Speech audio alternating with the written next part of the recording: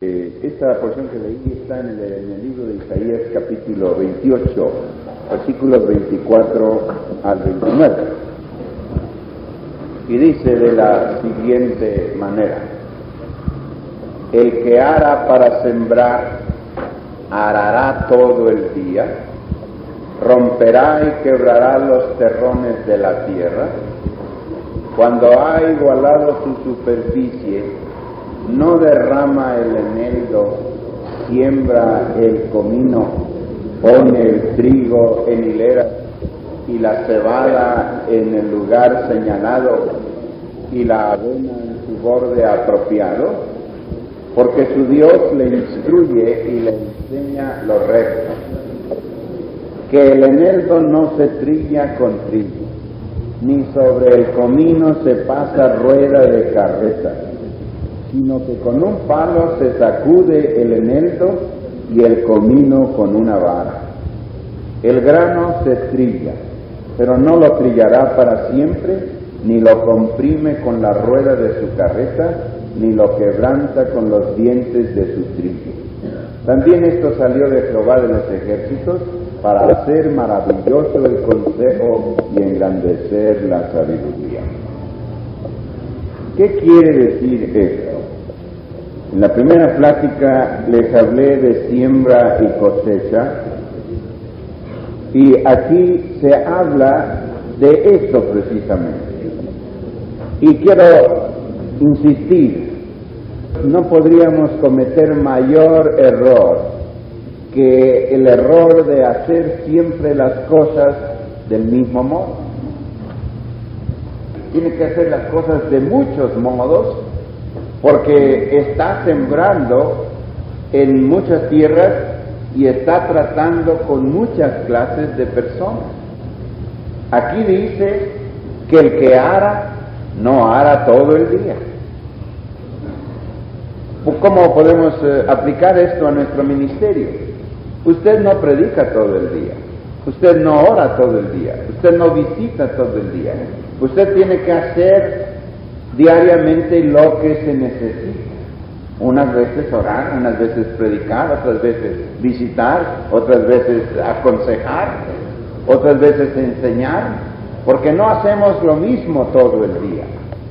Dice aquí que el hombre, cuando ya tiene la tierra pues pareja, aquí dice igualada en la superficie, derrama el eneldo. Esa era una semilla, esa nomás la aventaba así. En cambio dice, siembra el comino.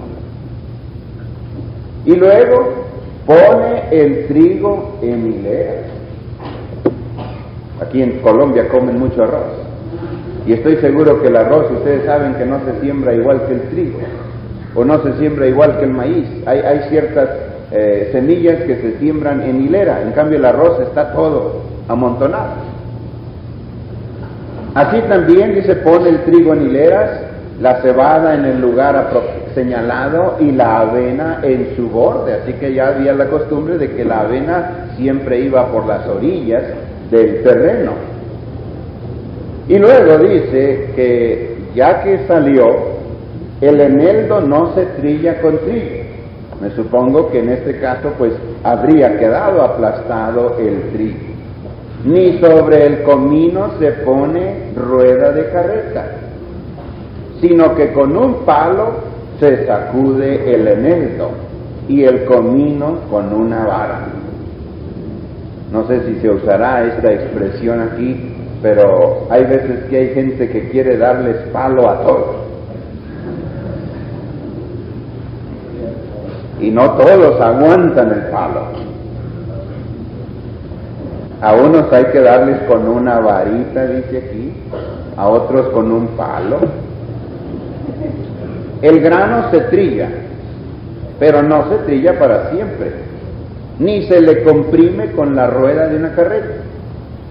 Ya que ponían el grano en montones, pues no le pasaban una carreta encima, porque se echaría a perder. Ni lo quebranta con los dientes de su trigo. También esto, dice el profeta, salió de Jehová de los ejércitos, para hacer maravilloso el consejo y engrandecer la sabiduría. Todos los días nosotros debemos pedirle a Dios que nos dé sabiduría para hacer su obra. Y aquí, como dicen que el cristiano no debe ser ratón de un solo agujero, también el ministro no debe ser esclavo de un solo método, sino que dice la Biblia que el ministro da su pan a su tiempo, todo lo hace con sabiduría. Bueno, eso allá en México decimos es de pilón. Cuando los niños van a la tienda y compran mercancía, les dan un dulcecito para que vuelvan. Ese es invento chino y a eso le llaman pilón. Así que esto fue de pilón, hermano, porque no es mi plática. Mi plática se resume en dos preguntas. La primera es, ¿a qué debe aspirar? Y la segunda pregunta es, ¿a ser útil o a ser el mayor?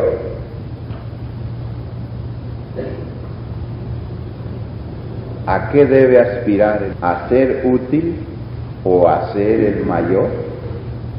Esta plática tiene cierta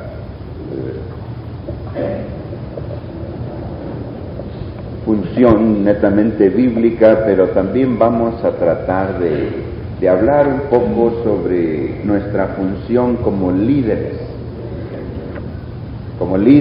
del pueblo de Dios. En 1 de Timoteo 3:1,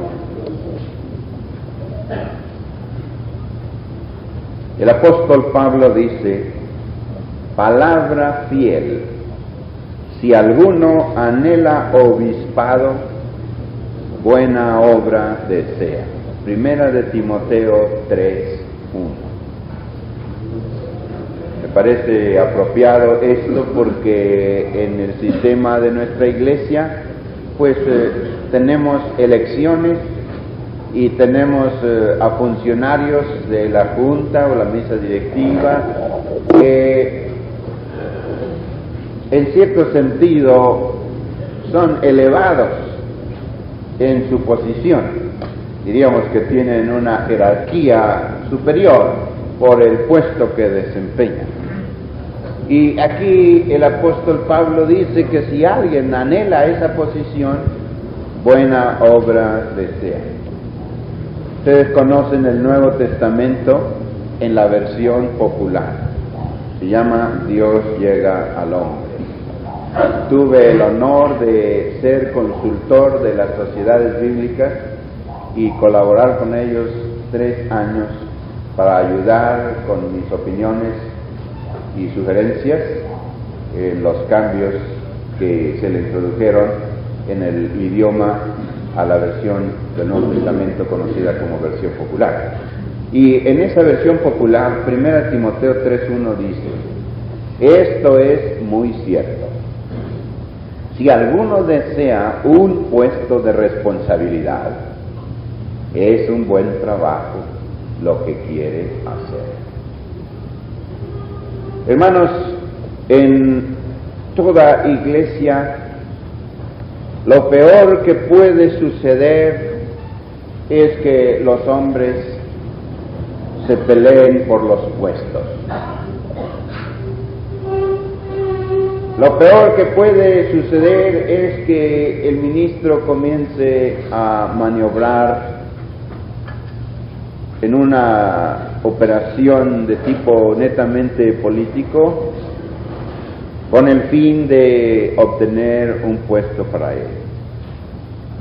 Esto casi siempre produce controversias y a veces inclusive produce divisiones o produce situaciones un poco difíciles. Ustedes conocen la Iglesia Adventista del Séptimo Día.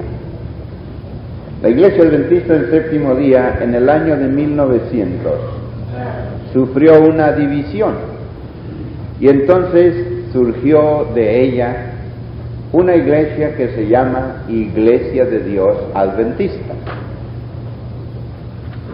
Y entonces esta Iglesia de Dios Adventista siguió funcionando y en el año de 1933 un hombre de apellido Harris empezó a criticar a los directivos de su iglesia, a decir que la iglesia no se gobernaba de acuerdo con la palabra de Dios, a decir que los líderes de la iglesia no eran la clase de líderes que debían ser. Y empezó a inquietar a los miembros de la denominación. Pero la razón era que Harris quería ser el jefe. Entonces, en 1933 se produjo una división y surgió una nueva iglesia sabática, que yo no sé si habrá aquí, pero en México sí la hay. Se llama Iglesia de Dios del Séptimo Día.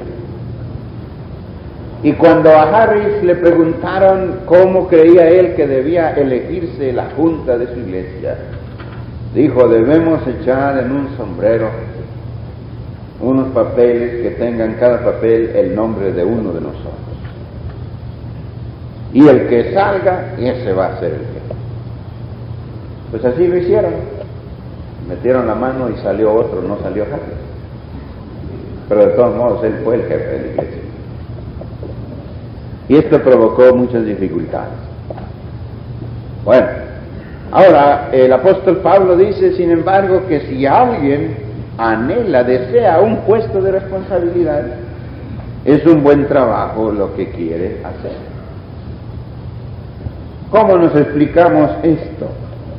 Bueno, vamos a ver, hermanos, que en primer lugar el ministerio es una obra que se realiza por el llamamiento divino, pero también interviene el factor humano que hace surgir en los hombres el deseo de trabajar. Yo recuerdo que estaba muy pequeño, en primer año de primaria, y la maestra nos preguntó a todos qué deseábamos ser de grandes, y unos dijeron que ingenieros, que abogados, que médicos, que esto o aquello. Cuando me preguntaron a mí, yo dije que yo quería ser ministro. Y me acuerdo que cuando me bauticé, me preguntó un muchacho amigo mío, me dijo: ¿tú a qué aspiras? ¿Qué quieres ser tú en la iglesia? ¿Quieres ser presidente de la iglesia? Le dije: no, yo aspiro a ser ministro y a ser un fiel ministro de Jesucristo. Porque si nosotros solo aspiramos a tener una posición oficial, pues probablemente no procedamos como se debe. Sin embargo, el deseo de servir, el deseo de trabajar, el deseo de ayudar, y no solo eso, sino la certeza de que Dios quizá me ha dado a mí la capacidad para estar desempeñando este o aquel puesto, según Pablo, son justificados. Son una buena obra, una buena aspiración. Y el problema surge cuando al ministro se trata de humillarle, se trata de hacerle que desista de sus ambiciones. Puede tener ambiciones, pero la pregunta que surge es: si realizara esas ambiciones, ¿qué va a hacer? Porque el tema de esta mañana es: ¿a qué debe aspirar? ¿A ser el mayor o a ser útil? Porque hay mucha diferencia entre simplemente llegar y ser el más grande de todos y ser útil. Porque alguien pudiera ser puesto en una posición de responsabilidad, de jerarquía superior, pero si no es útil, de nada sirve. ¿Me estoy explicando? Hermanos, vamos a ver ahora lo que dice la Biblia.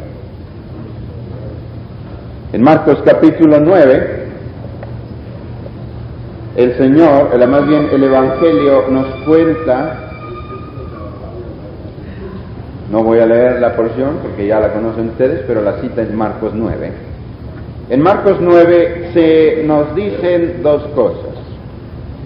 Se nos relata en primer lugar el caso de aquel niño endemoniado con el cual estuvieron batallando los discípulos pues creo que hasta por 2 días, o no recuerdo exactamente. Estuvieron batallando los discípulos mientras el Señor estaba en el monte de la transfiguración con 3 de ellos, con Pedro, Juan y Jacobo. Y ustedes saben que cuando el Señor descendió, echó fuera el demonio del niño y luego reprendió a los discípulos y les explicó que no podían ellos echar aquel demonio fuera, porque ese género de demonios requería la oración y el ayuno.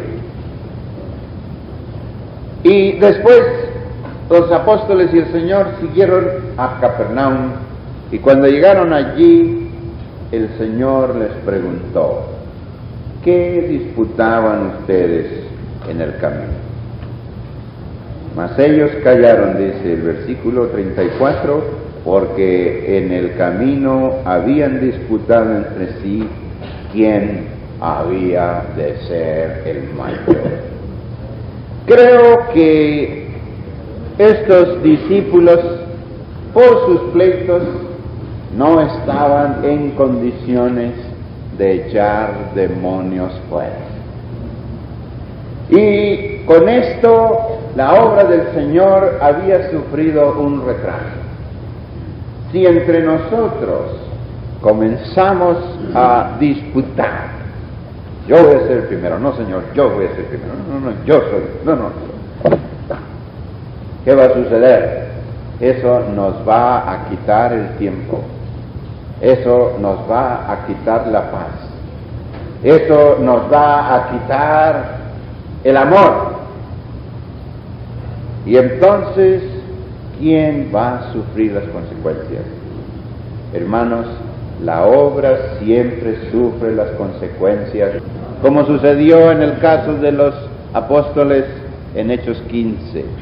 Ya mencioné que hubo gran disputa entre ellos, pero luego empezaron, en primer lugar, a utilizar la palabra de Dios, porque primero estuvieron allí jaloneándose. No, que no debemos predicarles a los gentiles, no, que sí debemos ir, no, que yo fui y Dios les dio el Espíritu Santo, no, que tú ya estás cometiendo pecados porque estás mezclándote con judíos, perdón, con gentiles. Todo eso sucede, y entonces empiezan a recapacitar. Pedro primero habla y cuenta lo que ha sucedido, y luego habla Jacob, y Jacob empieza a usar la palabra de Dios en la reunión y dice: todo esto coincide con lo que está escrito. Empezaron a estudiar la palabra de Dios. Y luego, ¿qué sucedió al final? Al final se manifestó el Espíritu Santo, porque ellos escribieron una carta y dijeron: nos ha parecido bien a nosotros y al Espíritu Santo. Primero discusión, primero disputa, después el estudio de la palabra de Dios, en tercer lugar la acción del Espíritu Santo, y en cuarto lugar gozo. Hay algunos que se quieren gozar primero, pero no es así, porque dice la Biblia que cuando llevaron la carta y se la leyeron a los gentiles, les dio mucho gozo. ¿Qué gozo provoca, hermanos, en la iglesia a donde nosotros servimos bajo la dirección del Espíritu Santo? ¿A qué aspiramos? ¿A ser el mayor o a ser útil? Bueno, los apóstoles disputaron quién iba a ser el mayor. En cierto sentido, nosotros tenemos una jerarquía. En cierto sentido, al presidente se le da una posición superior, pero no es el único. También a los pastores los reconocemos en el aspecto local como la autoridad superior, o si hay un distrito o sección o lo que sea, pues siempre allí hay una cabeza. Pero hermanos, quiero que se fijen ustedes que no puede haber muchas cabezas, que el hecho de que haya un presidente para todo el país, pues quiere decir que no puede haber muchos presidentes. Una vez escribimos una lección sobre la escuela dominical, me tocó escribirla a mí, y nunca la he olvidado, porque en la Biblia se nos habla de la elección del sucesor de Judas, en el capítulo 1 de los Hechos. Y ustedes recuerdan que allí oraron por dos de ellos, uno que se llamaba José y otro que se llamaba Matías. Resulta que Matías quedó de apóstol. ¿Por qué? Porque solo él podía quedar. Y en este caso el más digno de alabanza era José, yo creo, porque José no causó ninguna dificultad. José no causó ningún problema y dijo, ¿por qué si yo soy tan bueno como Matías, por qué no me pusieron a mí? Pues simplemente porque no puede haber más que uno. Pero esto es muy diferente a que se implique con ello la idea carnal, diría yo, la idea terrena de que Dios nos ha puesto en esa posición para ser los mayores y para enseñorearnos de los demás. Cuando los discípulos empezaron a discutir, el Señor se dio cuenta. Llegaron a Capernaum y les dijo, ¿qué discutían ustedes en el camino? Y ellos se quedaron callados, no dijeron nada, pero el Señor ya sabía. Y entonces llamó a un niño y les dijo, el que quiera ser el mayor, tiene que hacerse como un niño. Si alguno quiere ser el primero, será el postrero de todos y el servidor de todos. Y tomó a un niño y lo puso en medio de ellos, y tomándole en sus brazos les dijo, el que reciba en mi nombre a un niño como este, me recibe a mí, y el que a mí me recibe, no me recibe a mí, sino al que me envió. Luego dice la Biblia que en Mateo 20 el Señor les habló a los discípulos y les dijo, ustedes saben que los gobernantes de las naciones se enseñorean de ellas, y los que son grandes ejercen sobre ellas potestad. Mateo 20:24. Y el versículo 25 dice, mas entre vosotros no será así, sino el que quiera hacerse grande entre vosotros será vuestro servidor, y el que quiera ser el primero entre vosotros será vuestro siervo. Como el Hijo del Hombre no vino para ser servido, sino para servir y para dar su vida en rescate por muchos. Entonces, en este caso, el Señor señala el sistema del mundo. Y este sistema es muy común. Por ejemplo, es muy común el enriquecimiento de los políticos y los líderes de masas, porque muchas veces, mientras las masas supuestamente guiadas por ellos están en la pobreza, viven en la desesperación y son víctimas del pecado en todas sus formas, los guías, los líderes, viven en la opulencia. ¿Y por qué es esto? Porque esa clase de líderes no tienen como propósito la elevación personal de los seguidores de él. La Biblia nos habla del ideal de la perfección, ideal que se alcanza básicamente con la acción de la palabra de Dios, haciéndolos mejores ciudadanos, mejores padres, mejores hijos, mejores esposos, gente más servicial para los demás. Porque dijo San Pablo que él deseaba presentar a los hermanos, parece que se lo dijo a los filipenses o a los colosenses, no recuerdo exactamente, presentarlos sin mancha delante del Señor Jesucristo. Sí, hermano. Pero los líderes del mundo siempre están demandando que otros les sirvan a ellos. Y de allí que sus seguidores no sean hombres libres, sino que son esclavos de la ambición y el egoísmo de sus propios líderes. y en este caso estos hombres del mundo son los amos del mundo. Ese es el sistema del mundo. Pero ¿cuál es el sistema cristiano? Como ustedes saben, los jefes de las naciones las gobiernan como amos, dice la versión popular, y los grandes entre ellos les hacen sentir su autoridad. Pero no será así entre ustedes. Al contrario, el que quiera ser grande entre ustedes debe servir a los demás. Y cualquiera de ustedes que quiera ser el primero debe ser el esclavo de todos. Y la cuestión a decidir es si nosotros deseamos el ministerio en general o anhelamos un puesto en particular que nos dé preeminencia sobre nuestros hermanos. Por allá en una iglesia teníamos un joven que aspiraba a ser presidente de la sociedad juvenil, y un día el pastor lo designó, y resulta que a partir de ese día casi no había sesiones porque llegaban todos los muchachos y él llegaba tarde. Cuando le dijo el pastor: oiga, hermano, ¿por qué usted no llega a tiempo a la sesión? Ah, no, dice, es que el presidente es el que llega al último siempre. Al presidente lo deben esperar todos. Bueno, así piensan algunos, ¿no? La cuestión a decidir, repito, es si queremos el puesto para servir o para que se nos sirva. El Señor les dio a la iglesia una nueva norma de grandeza. El que quiera ser el mayor deberá ser servidor o esclavo de todos. Sí.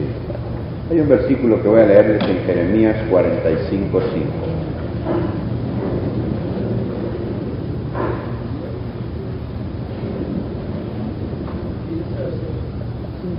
Jeremías 45:5.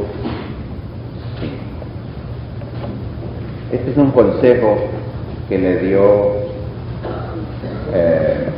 un mensaje que Dios le envió a Baruch, el escribiente o amanuense de Jeremías, para que Baruch luego lo transmitiera al pueblo. Y Jeremías 45:5 dice: y tú buscas para ti grandezas, no las busques, porque he aquí que yo traigo mal sobre toda carne, ha dicho Jehová. Dios le pregunta a su pueblo: ¿y tú buscas para ti grandezas? Y creo, hermanos, que es la misma pregunta. Buscas para ti. Ahí está la clave. Todos deseamos una iglesia grande, ¿verdad? ¿No quieren ustedes una iglesia pentecostal unida en Colombia más poderosa? ¿Con más miembros? Si quieren el doble de las que hay aquí ahorita en el país. ¿No quieren ustedes más templos, más congregaciones, hasta más dinero para hacer la obra de Dios? Todo eso es parte de la grandeza, pero ¿la queremos para nosotros? No a nosotros, Señor, no a nosotros, sino a tu nombre. Bueno, también voy a decir que hay una gran diferencia en esto. Hay una diferencia entre ser grande y otra y entre ser el mayor de todos. Hermanos, nosotros necesitamos ministros grandes, ¿o no? Necesitamos grandes hombres de Dios. ¿Tampoco creen ustedes que Moisés era un pigmeo? Era un gran hombre de Dios. Josué, Pedro, ¿se lo imaginan ustedes? ¿A Pablo? Eran grandes hombres, pero no aspiraron a ser el mayor de todos. Queríamos nosotros porque nuestros pastores se superaran cada día más, que cada día fueran más sabios, que cada día tuvieran más del Espíritu de Dios, que cada día tuvieran más sabiduría, más poder para predicar. Nosotros no deseamos que nuestros compañeros del ministerio vivan en la ignorancia. Yo tenía un condiscípulo en la escuela, con sabio chamaco, y una vez pasó algo que nunca se me ha olvidado y que me dio una idea de su pequeñez. Estábamos nosotros allí a la hora del recreo platicando y de repente surgió una palabra latina y luego empezamos, ¿qué quiere decir esta palabra? Y entonces el muchacho dijo, yo sé qué quiere decir, pero no se los voy a decir.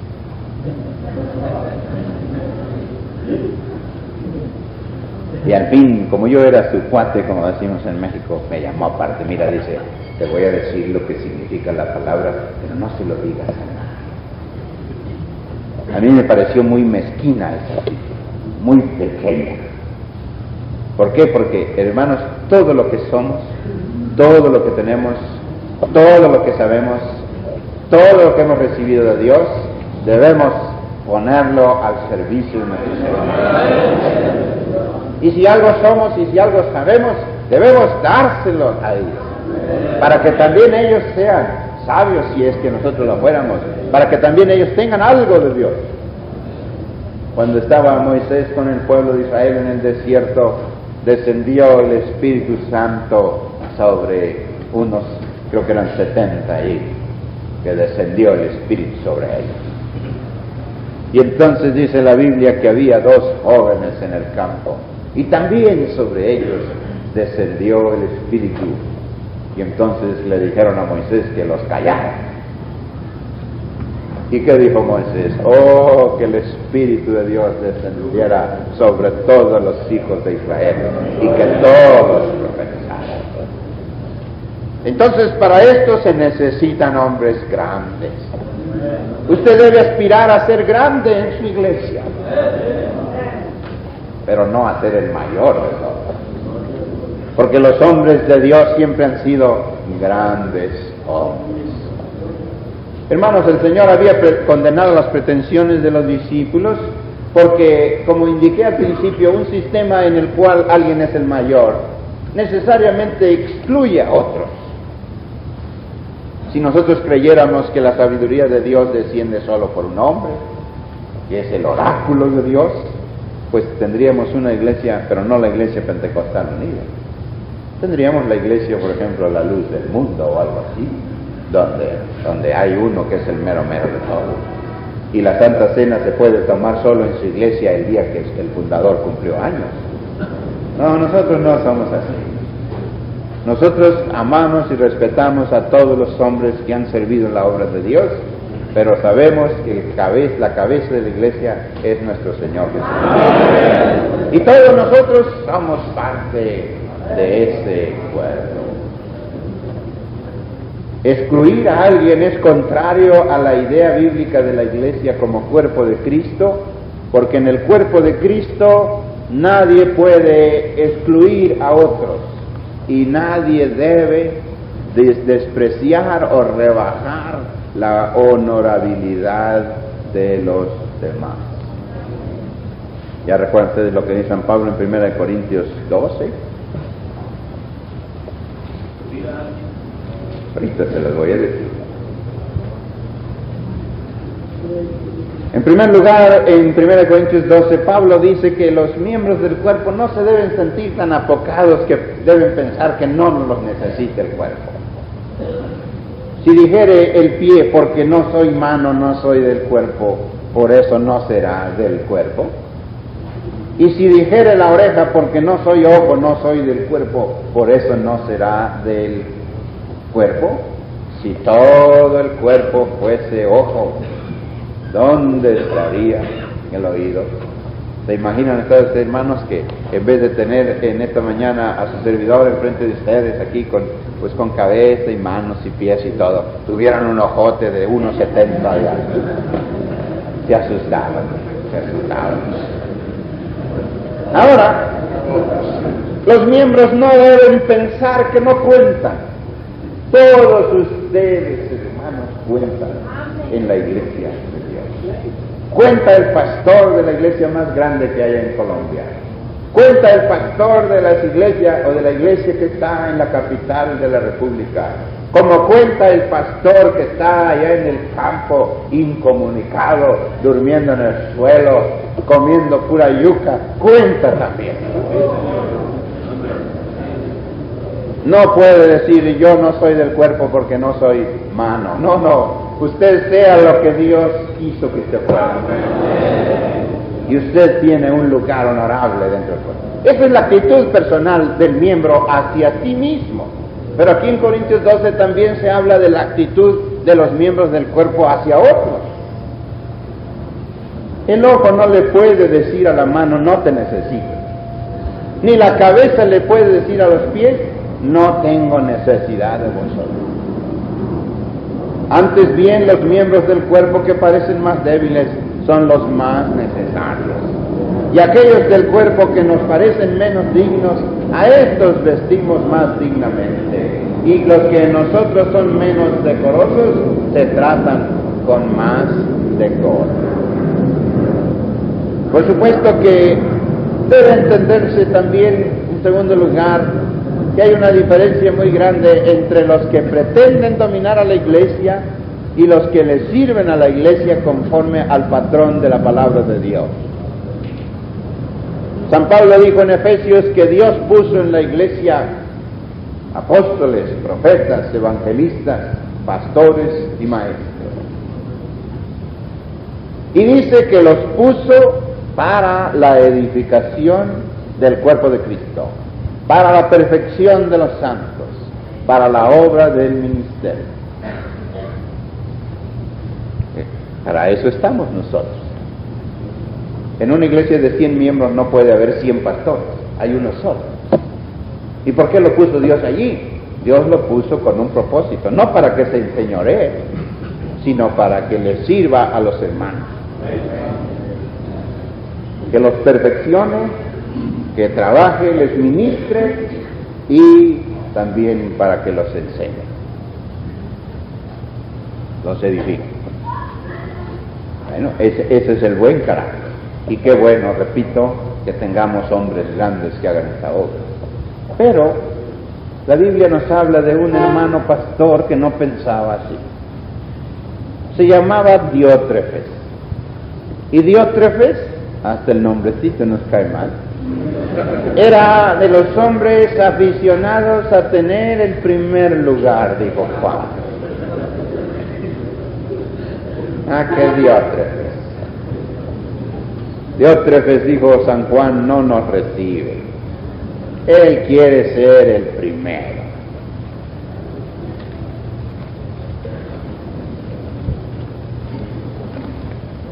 Es tercera epístola de San Juan, versículos 9 y 10.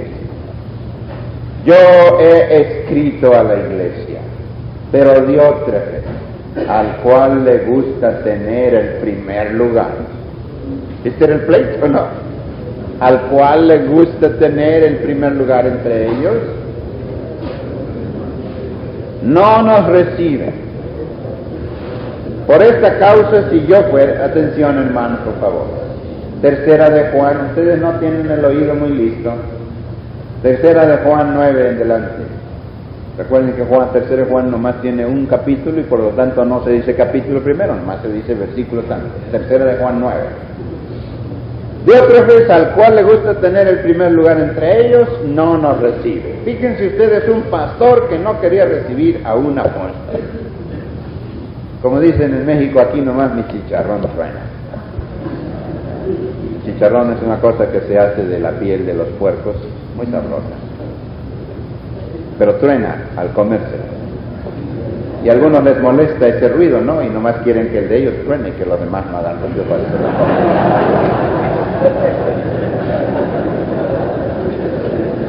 Pero ni modo, si estamos comiendo chicharrón tenemos que hacer ruido todos. Por esta causa, si yo fuere, recordaré las palabras que hace, parloteando con palabras malignas. Siempre que alguien quiere ponerse en primer lugar, lo primero que hace es empezar a denigrar a sus hermanos. Parloteando con palabras malignas contra nosotros. Y no contento con esto, todavía no se llenaba Dios trefecitos, y no contento con estas cosas, no recibe a los hermanos, y a los que quieren recibirlos se los prohíbe y los expulsa de la iglesia. Bueno, hermanos, todavía me quedaron 2 páginas. Tú, nuestro buen hermano Cantú, lo conocimos hace casi 30 años. También fue joven.